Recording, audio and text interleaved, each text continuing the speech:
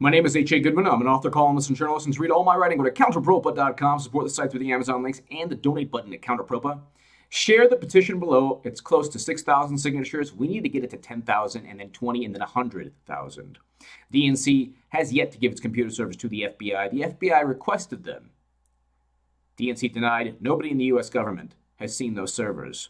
Yet everybody's perpetuating the myth that Russians hacked their servers. We don't know what happened to the DNC servers. Nobody has seen them. Give me your thoughts. Well, give me your thoughts below, but also share that petition.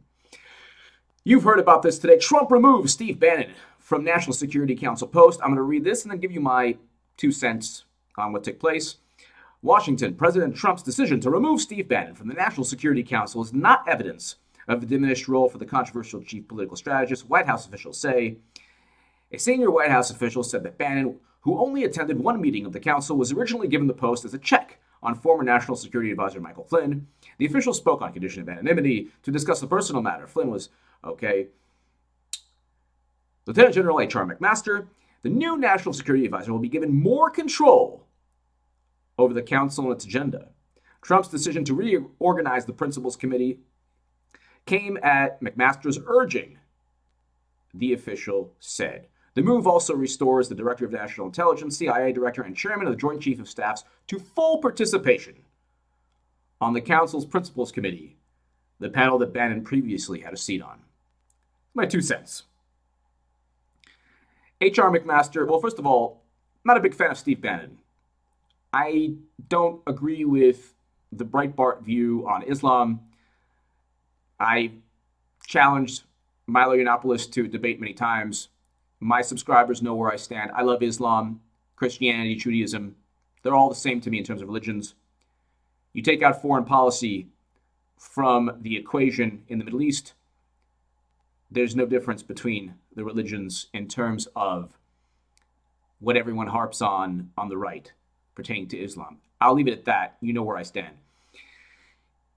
I also don't like many other aspects of Bannon's ideology. But I will say this, the Steve Bannon view of foreign policy in terms of the isolationism, in terms of hardcore Trump supporters don't want regime change. So that's something I see eye to eye with. I don't want regime change. I don't want neocon foreign policy.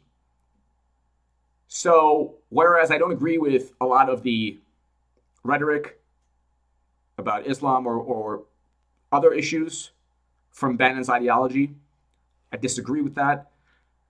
I don't want Vietnam, Iraq, Afghanistan, Libya, Yemen to be replayed over and over again.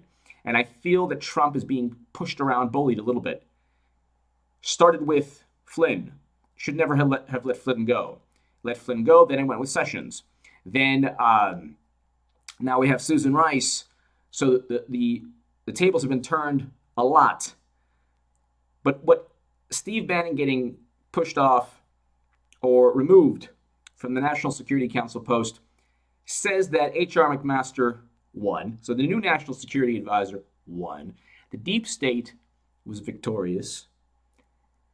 The non-isolationist people, the people who would push the president towards more regime change in Syria or Libya or Yemen.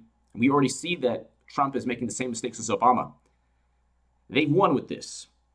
So in terms of, Steve Bannon doesn't have the background of H.R. McMaster and all of the people generally who historically are on a National Security Council for the president. But what he did do was he was firmly isolationist, which countered the interventionists. Let's see how it works out. I think that it's probably going to be, with Trump now speaking more diplomatically in terms of appeasing the deep state regarding Syria, for example, sending Americans to Yemen, bringing us even within more involvement, making us more involved in Yemen. I think that he's getting bullied because that's not the Trump that people heard on the campaign trail. If you disagree with me, explain. to the Trump voters who watch the channel. I don't think that it's a good move long term, even though I don't really like his ideology on a lot of things. It is good to have a non-interventionist among a whole lot of regime change people. Give me your thoughts below. Was it the deep state? Was it H.R. McMaster versus Trump? Was it Kushner versus Bannon? Was it?